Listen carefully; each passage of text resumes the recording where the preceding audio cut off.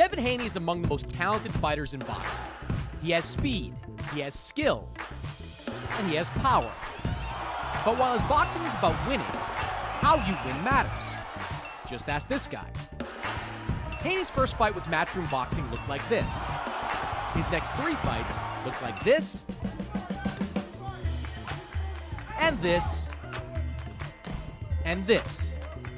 He has not fought with the urgency of a fighter who believes he needs knockouts. But Haney says he expects a firefight with Jorge Linares. Linares is good. 29 of his 47 wins have come by knockout. But he is also vulnerable. All 5 of his losses have come by KO. Haney has vowed to put on a dominating performance, but he may need to do more than that. To get the big fights, Devin Haney needs to make a statement. Linares is the perfect opponent to do just that. I do want to bring something to your attention that really surprised me, right? I don't know if you caught it. During the press conference between Devin Haney and Linares, Chris Mannix, he started showing his true colors. He said Devin Haney has to look spectacular in order to land the big fights if he don't want to be like this guy. And he showed a picture of Andrade at the Canelo fight. So what's mind-blowing to me is that, are you over here to promote Devin Haney versus Linares or to do otherwise? Because this is Devin Haney promotion / Matchroom. This is a collaboration, just like when Canelo does collaborations with Matchroom. This is what Devin Haney is doing. So all of a sudden, you see Chris Mannix, instead of doing his job to hype up the fight and promote the fight, he's doing the clear opposite, telling people that Linares is the perfect opponent for Devin Haney to look good, trying to downplay Devin Haney victory if he does win. And then he try to act like Devin Haney is a boring fighter, and that's why he can't get the big fights like this guy, Andrade, and shows a picture of him. Now, first of all, I do want to ask you, since Chris Mannix want to play this game, which we already know what time it is, if it's a black fighter, then they always got to do the most. If you're black, you always got to do the most. You got to be exciting. You got to have a fan base. You got to do this, that, and the third. So what did Caleb Plant do his last fight to land the Canelo fight? Since Andrade got to do so much more than anybody else, how come Caleb Plant is landing a fight with Canelo Alvarez next and Andrade couldn't? When they are in a similar position where Canelo could have fought Andrade for undisputed back in 2019, like he's about to fight Caleb Plant for undisputed today. So how come Caleb Plant doesn't have to be exciting in order to land the Canelo Alvarez fight? How come Caleb Plant could just land the Canelo Alvarez fight without being exciting, without proving himself, like the critics say when it comes to Andrade and Charlo? I mean, it's like I already said. Look, I like Caleb Plant. I think he's a great fighter, and he's an undefeated champion. But it's what you already pointed out. Caleb Plant hasn't done anything that Demetrius Andrade hasn't. If anything, Andrade has done more because Andrade has been a champion in 2 different weight classes. Caleb Plant hasn't even done that. In my opinion, Caleb Plant is more green than Demetrius Andrade, not simply because he's younger, but he's done less. And yet, he's done less, and yet Canelo is coming for Caleb Plant like it's nobody's business. Like, I want someone to genuinely ask Canelo, what is it that Caleb Plant brings to the table that Demetrius Andrade didn't bring back in 2019 when you could have fought for him for undisputed? Now, of course, I don't think anybody has the nerve to ask Canelo that question, simply for the fact that if you talk about Canelo in a negative way, you're going to get so much hate for it. Right. So, I don't know. Let me tell you what someone said in the comment section. Someone said he's boring. Well, Caleb Plant was boring his last fight too then. If we're going to play them games, the boring game, if y'all want to play the boring game, what did Caleb Plant do against Turex, who Anthony Dirrell knocked out in the first round? Anthony Dirrell knocked out Turex in the first round. This was a 39-year-old fighter. So when Caleb Plant fought him, he went 12 rounds with him. He never dropped him, not even once during the fight.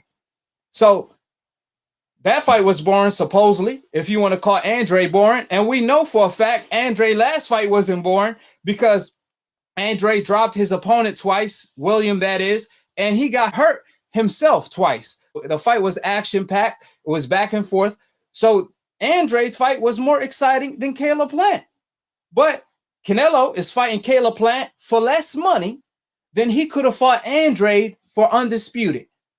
Canelo was offered $40 million guaranteed to fight Andrade for Undisputed, and he turned that down after he said that was his long-time goal and dream is to become the first Mexican undisputed middleweight champion from Mexico City. That being said, when it comes to Chris Mannix, when he come out and say things like, you have to do more, you have to be exciting, and you have to look spectacular, unlike this guy, and shows a picture of Andrade, what he really should have said was the truth, which is they want Andrade to look horrible and, more importantly, to lose. Haney didn't have to look spectacular. Haney didn't have to beat nobody. Matter of fact, he was coming off a loss when Canelo Alvarez fought him. Rocky Fielding didn't have to look spectacular. He got knocked out in the first round by Smith. And we could go on and on. We could go all day of fighters that have less credentials than Andrade, who looked less spectacular and who so-called boring, like Billy Joe Saunders, that took steroids in the past. They landed a Canelo Alvarez fight before Andrade did. And Andrade have been calling out Canelo for the past 7 years.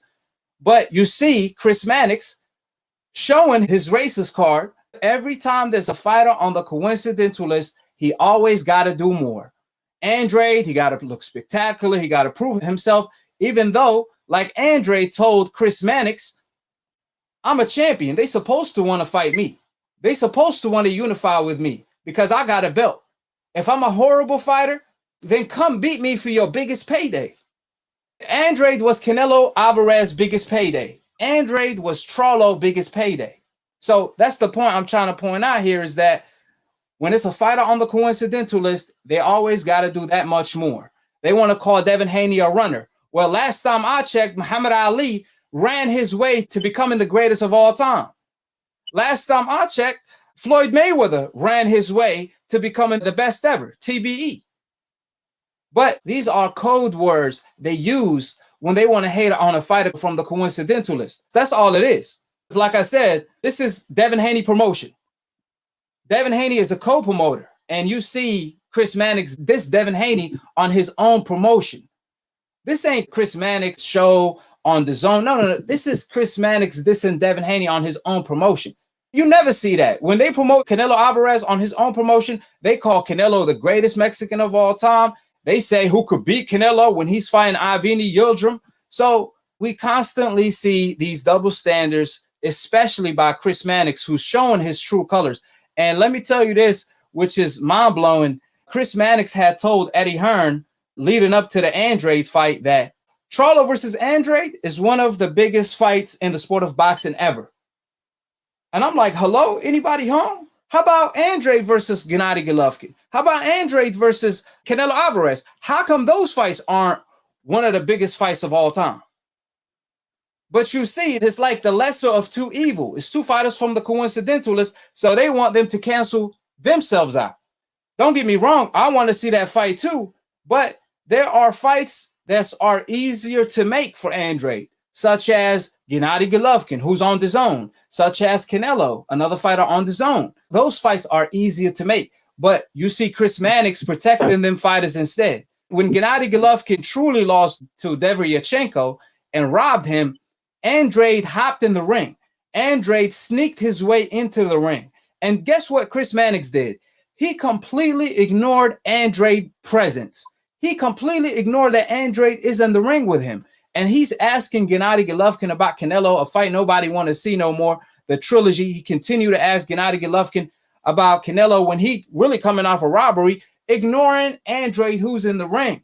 So like I said, we continue to see Chris Mannix show his true colors of being a racist. And I'm going to just call it what it is. Because this man, he want to say Devin Haney got to do this much more. But he tells Ryan after he beat Luke Campbell, you the shot caller. Because you have Instagram followers. Really? He's Devin Haney mandatory, but he the shot caller. And you see him continue to claim Devin Haney have to prove himself to fight a Ryan Garcia who right now has anxiety issues. Why are we even talking about Ryan? You shouldn't even show a picture of him right now till he deal with his anxiety issues. And then when it's Tio, they want to tell Tio he got all the belts, you the shot caller. Ryan, on the other hand, has no belts. He got no belts at all. They still claiming he the shot caller. If you're a fighter on the Hope list with belts or without belts, you the shot caller. You prove yourself or you don't prove yourself, you a shot caller. Ryan Garcia is a perfect example. You don't even got to be a Canelo Alvarez to be a shot caller to them. However, on the other hand, Devin Haney, who's doing what a fighter's supposed to do, is fight the best, the wanting to fight the best, to deliver for the fans. They telling him, you got to do much more. Being a champion is not enough. You got to look spectacular. You got to knock him out. You got to do this, that, and the third. I mean, last time I checked in the amateurs, all you got to do is win. In the amateurs, you win and you elevate yourself to the next position. In every sport, they don't tell basketball players, you got to look spectacular. No, all you got to do is win to elevate yourself to the next position. However, we see the double standards in the sport of boxing. When a fighter's on the coincidental list, he always got to do that much more. And then when a fighter is on the Hope list, he don't got to do nothing at all. Automatically, he the shot caller.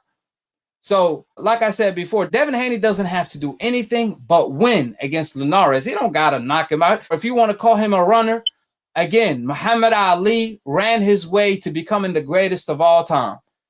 If you want to say, oh, he will never become a star, Floyd Mayweather ran his way to the bank, becoming the biggest pay-per-view star, and TBE.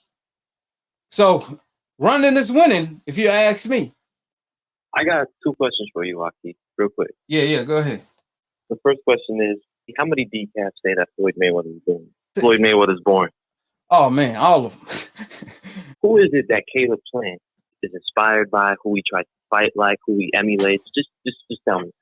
Of course. Who do they think Caleb Plant fights like? Of course, Floyd. Even Floyd Canelo. Mayweather. Even Canelo was trying to copy Floyd Mayweather's style with his defense. So my question is, how is it that Floyd Mayweather's style, which is boring every other time, but Caleb Plant is so-called exciting, even though he fights like Mayweather, yet Andrade is called boring? So let me get this straight. So Floyd Mayweather's style is boring, but Caleb Plant's style is exciting, but Andrade's style is boring. That don't make no sense. That's a contradiction. How is it that Floyd Mayweather's style can be so boring to these guys, but Caleb Plant's like, oh, we want to see Plant versus Canelo. I want to see Plant versus Canelo, don't get me wrong, but I'm not going to go out and say that Plant deserves a fight with Canelo because he's an exciting fighter or he's done more than Demetrius Andrade or Charlo. That's not true. Plant fights just like those so-called boring fighters you guys can't stand, but yet because it's Plant, you guys don't have an issue with it. Or better yet, because Canelo wants to fight Plant, you don't have an issue with it. So Plant instantly becomes exciting. That doesn't make any sense. And also on top of that, this isn't the first DAZN worker who's defended Canelo Alvarez in terms of why he didn't fight Demetrius Andrade. I don't know if you heard about this, but I think it was Ak who came out recently from Ak and Barak's show and explained why Canelo didn't fight Andrade because he was on Golden Boy and he was quote unquote doing other stuff, which literally didn't mean anything, and that didn't make any sense because Canelo, while being on Golden Boy, fought on DAZN, fought Rocky Fielding, fought Daniel Jacobs, fought many fighters on DAZN while he was a part of Golden Boy. So that point doesn't even that doesn't explain why he didn't fight Demetrius Andrade. Well, he said, AKHi, that is, the reason why Canelo didn't fight Andrade was because Canelo wasn't signed with Eddie at the time. He was signed with Golden Boy, and Golden Boy and Eddie Hearn wasn't doing business together, right? That's supposedly his excuse, but it's so funny. He got to do his homework because he's looking super biased on his end because at the end of the day, Eddie Hearn and Golden Boy already worked together. So what are you even talking about? Canelo fought Rocky Fielding. Rocky Fielding was an Eddie Hearn fighter. He was a Matchroom fighter. And Matchroom and Golden Boy worked together to make that fight happen. So Canelo will work with Eddie Hearn against the Rocky Fielding, but when it's an Andrade, it's a no. Plus, they fight on the same network. It's literally no excuse. It was Canelo biggest payday. It was Canelo on DAZN and Andrade on DAZN. It was for Undisputed, and both promotional companies work together because they literally work on the same network. So these are code words. They want to say Floyd is boring, but why is Floyd got the highest viewership on YouTube. They want to claim, oh, Floyd Mayweather sold the most pay-per-views because people wanted to see him lose, which is absolutely laughable because there's a lot of fighters that people wanted to see them lose. They didn't do that many pay-per-views, but how come Floyd still does the biggest viewership on YouTube as far as his fights, his past fights, his old fights? They do more numbers than almost majority of the fighters today. So why is this boring fighter is doing more viewership than majority of the fighters of all time? Was Muhammad Ali born when he was moving around? You know, was Muhammad Ali born? Was Sugar Ray Leonard born? Boxing, the name of the sport is hit and don't get hit. The name of the sport is not being a punching bag, hit and be hit. No, the name of the sport is hit and don't get hit. It's being the Matrix. Can you dodge a bullet? Can you dodge a punch that's as fast as a bullet? That's more impressive than getting hit by a punch. Like I said before, it's just code words. And Chris Mannix, I mean, he already showed his true colors coming out of the closet. So might as well wear your shirt proudly of being a recalf, not a decaf, a recalf. Now, Ryan, you have a piece of gold around your waist, but with or without it, you have become a shot caller in this division. You've got the popularity. These fans here tonight, everyone that follows you on social media. Hey, don't forget, I see you, Devin. Yeah, shout out Devin Haney. I like him. We got a rivalry, but I want to fight him too. Don't worry. I want to fight everybody. Let's go. That's the question. You fought one time in 2020, first fight in 2021. What do you want to do next? Man, I really want to be a man of my word. I want to fight Tank. I know people are, worried about that.